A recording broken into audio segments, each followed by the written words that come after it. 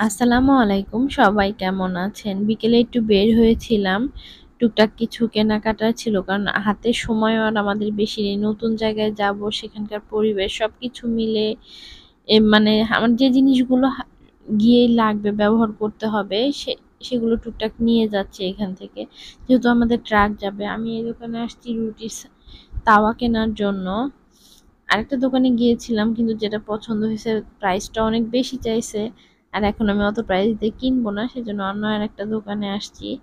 এখানে আসছি শাশুড়ির জন্য টুল নিব, আর ছাঁকনি নেওয়ার জন্য স্টিলের ছাঁকনিগুলো নিব, একটা মা আসার সময় বলে দিয়েছে। কেনাকাটা করছি আর কয়টা জিনিস, হাঁটাহাঁটি করা হয়েছে তার চেয়ে ডবল। তারপরে তাহমিদের বাবাকে বললাম যে আমাদের কিছু খাওয়া, আমাদের ক্ষুধা লেগে গেছে।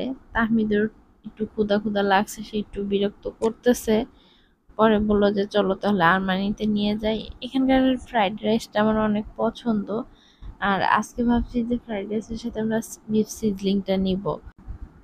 সিজলিংটা খেতে গিয়ে মনে হয়েছে যে বিফ সিজলিং এর মধ্যে আর একটু ঝাল হলে ভালো হতো।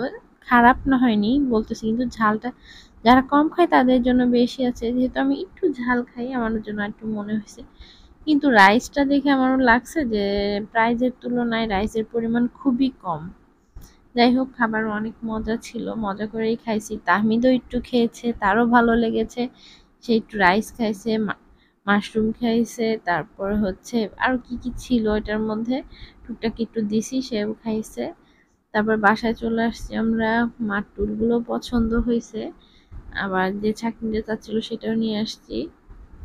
আর এই যে আমার রুটির তাওয়া, আর যেটা দেখছিলাম পছন্দ হয়েছে সেটা 1900 টাকা প্রাইস চাইছে। ভবিষ্যতে যদি এটা নষ্ট হয়ে যায় তখন কিনবো। আজকের ভিডিওটা এই পর্যন্ত, সবাই ভালো থাকবেন, আল্লাহ হাফেজ।